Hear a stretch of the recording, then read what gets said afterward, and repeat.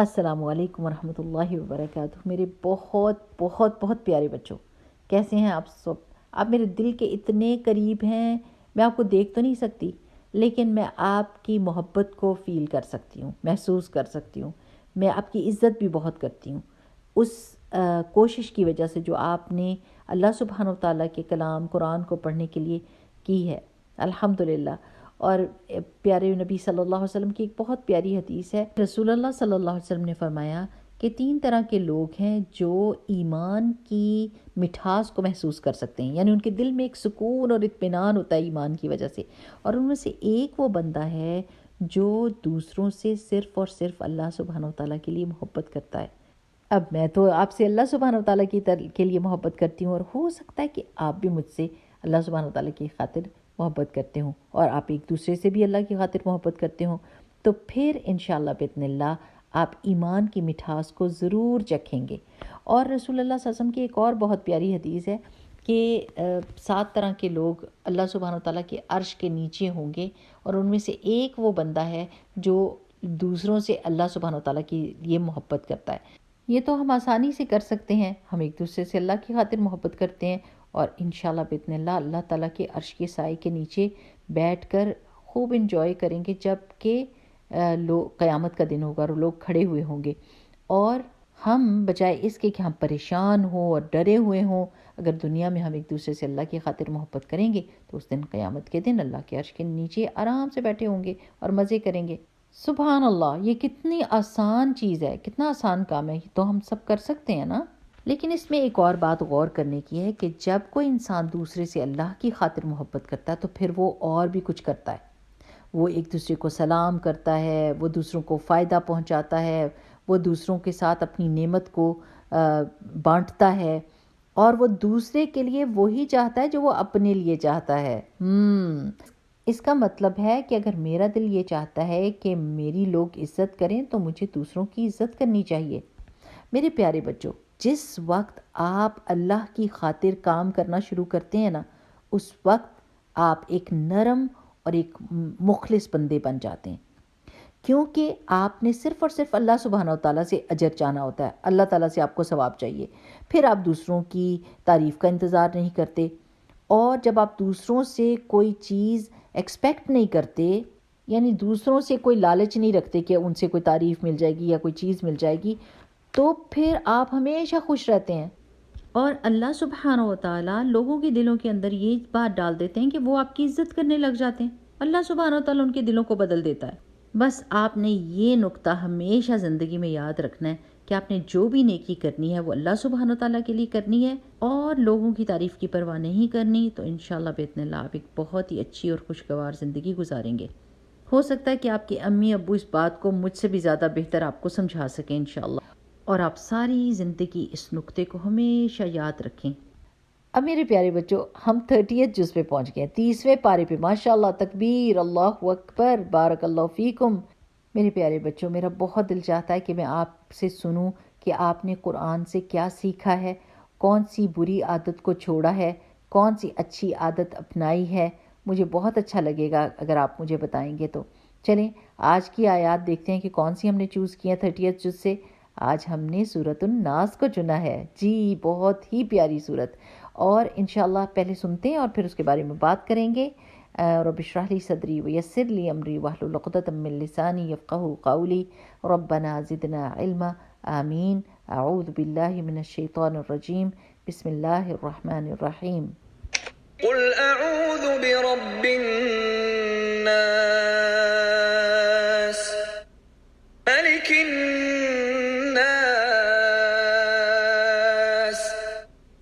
الہ الناس،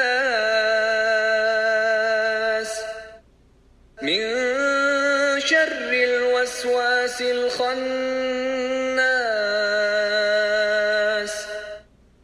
الذي يوسوس في صدور الناس،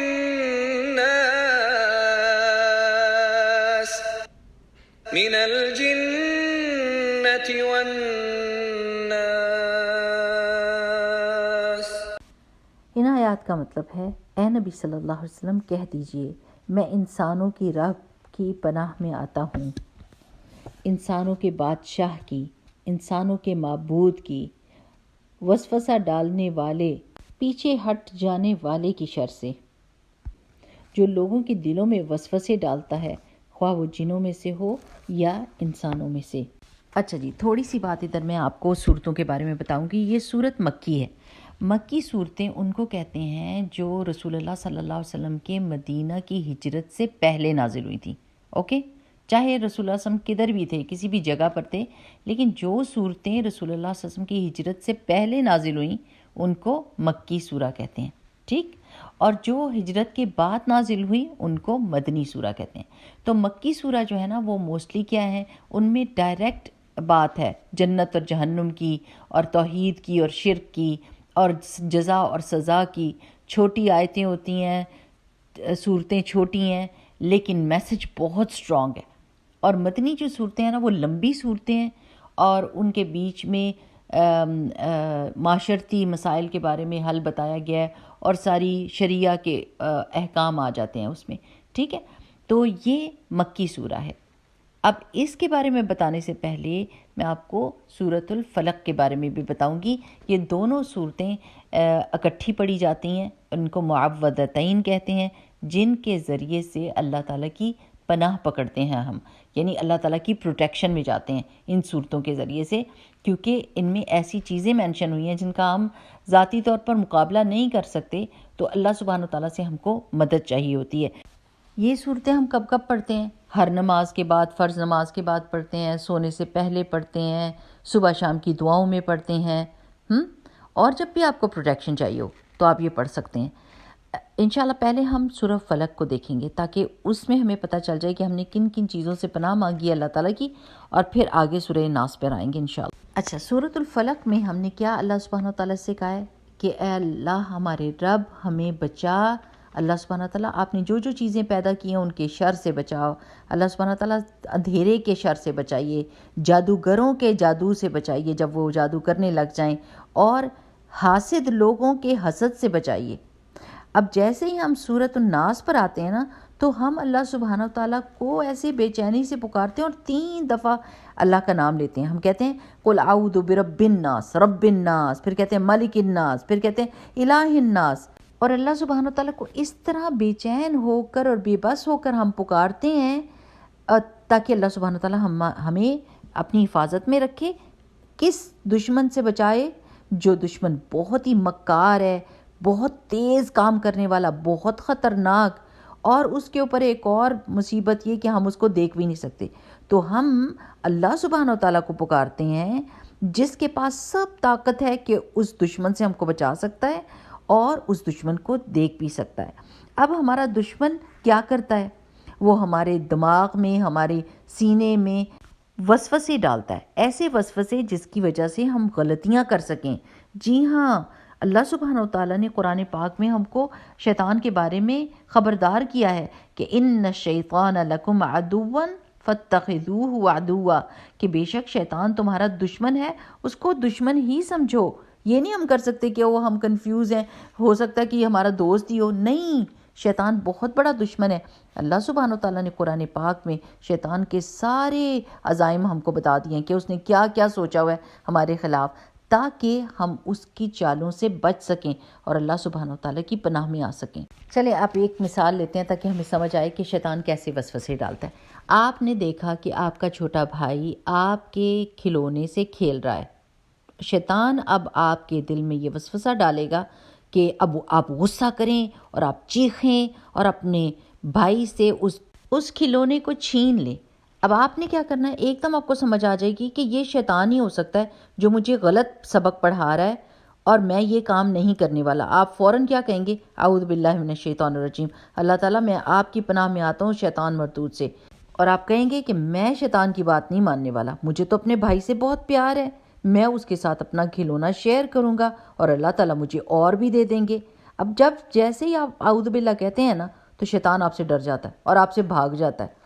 میرے پیارے بچوں، ہمیشہ ہی یاد رکھنا ہے کہ شیطان مختلف طریقے استعمال کرتا ہے انسان کو بھٹکانے کے۔ کبھی کبھی وہ خود سے آپ کے دل میں وسوسے ڈالے گا، اور کبھی جب وہ آپ کو نہیں ڈال سکتا وسوسے تو پھر کسی اور انسان کے دل میں وسوسہ ڈالتا ہے اور وہ انسان آ کے آپ کو بھٹکانے کی کوشش کرتا ہے. اوکے، اس کے لیے بھی ایک مثال لیتے ہیں. آپ نے اپنی امی سے کہا امی کیا میں باہر جا سکتا ہوں اپنے دوست کے ساتھ کھیلنے کے لیے کیونکہ وہ آپ کو بلا رہا ہے کھیلنے کے لیے. آپ کی امی کہتی ہیں نہیں، آپ نے ابھی نماز پڑھنی ہے اور آپ نے اپنا ہوم ورک کرنا ہے، آپ نہیں جا سکتے. آپ کو سمجھ آ جاتی ہے بات اور آپ سکون میں ہو جاتے ہیں کیونکہ آپ کو پتہ ہے کہ آپ کی امی صحیح کہہ رہی ہیں. لیکن پھر آپ کا دوست دروازے کے اوپر آتا ہے اور کہتا ہے باہر کیوں نہیں آ رہے؟ تو آپ اس کو بتاتے ہیں کہ امی کہہ رہی ہیں نہیں. تو وہ آپ کو چپکے سے کہتا ہے کہ او ہو آپ کی امی ابو تو بہت ہی زیادہ سخت ہیں، وہ آپ کو کھیلنے ہی نہیں دیتے، مزہ ہی نہیں کرنے دیتے. ایک دم آپ کو بات سمجھ آ جاتی ہے اور آپ کہتے ہیں اوپس، یہ تو بہت ہی خراب بات میرا دوست کر رہا ہے، اور اب جلدی سے استغفر اللہ کہتے ہیں. اور آپ کہتے ہیں کہ میرے امی ابو تو مجھ سے بہت زیادہ پیار کرتے ہیں، وہ ساری چیزیں مجھے دلاتے ہیں، میری حفاظت کرتے ہیں، مجھے تو ان سے بہت پیار ہے اور میں ان کی بات ضرور مانوں گا. میرے امی ابو سخت نہیں ہیں، وہ تو بہت محبت کرنے والے ہیں اور وہ میرے لیے بہتری چاہتے ہیں. اب جیسے آپ کا دوست یہ بات سنے گا تو ایک دم وہ بھی ہوش میں آ جائے گا، وہ بھی کہے گا استغفر اللہ کہ میں کتنی غلط بات کر رہا تھا. پیارے بچوں، ہمیشہ یاد رکھیے کہ شیطان صرف اور صرف آپ کے دل میں وہ وسوسے ڈال سکتا ہے، لیکن وہ آپ سے کوئی کام نہیں کروا سکتا. جو کام آپ کریں گے اس کے لیے آپ خود ذمہ دار ہوں گے. اگر آپ اللہ سبحانہ و تعالیٰ کی حفاظت میں رہیں گے تو آپ اپنے آپ کو بچا سکتے ہیں برے کاموں سے.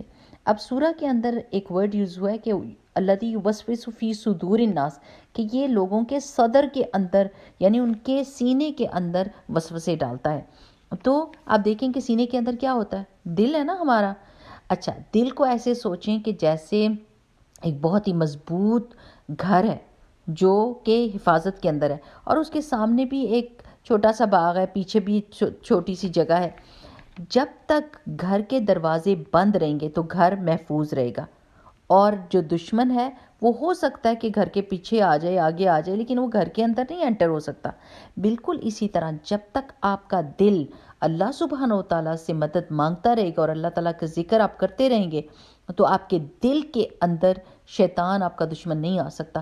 ہو سکتا ہے کہ وہ آپ کے سینے تک آئے، وسوسہ ڈالے، لیکن وہ آپ کے دل کو بھٹکا نہیں سکتا. اچھا، آپ میں سے کتنے سارے لوگ ہیں جو رات کے وقت ڈر جاتے ہیں؟ تو ایک بہت ہی پیاری حدیث ہے رسول اللہ صلی اللہ علیہ وسلم کی کہ رسول اللہ صلی اللہ علیہ وسلم سونے سے پہلے سورۃ الاخلاص، سورہ فلق اور سورہ ناس پڑھ کر اپنے ہاتھوں کا پیالہ بناتے تھے اور اس کے بیچ میں پھونک مارتے تھے اور سر اور یعنی اپنے جسم کے اوپر اس کو پھیر لیتے تھے جہاں تک ہاتھ جاتا تھا اور سر سے شروع کرتے تھے، اور ایسا وہ 3 دفعہ کیا کرتے تھے. اب ہم نے یہ ہوش میں رہنا ہے کہ ہمیں یہ پتہ ہونا چاہیے کہ جب بھی ہمیں کوئی برا خیال آئے، لڑائی والا، دوسروں کو ستانے والا، جھوٹ بولنے والا، تو ایک دم ہم کو سمجھ آ جانی چاہیے یہ ہمارا دشمن شیطان ہے اور ہم نے دشمن کی بات نہیں ماننی. قرآن آپ کو آپ کے دوست اور دشمن کی پہچان بتا دیتا ہے، آپ کی مدد کر دیتا ہے. اس لیے ہم یہ دعا کریں گے کہ اللہ سبحانہ تعالیٰ قرآن کو ہمارے دل کی بہار بنا دے، ہمارے سینے کا نور بنا دے، ہمارے دکھوں کو دور کرنے کا ذریعہ بنا دے.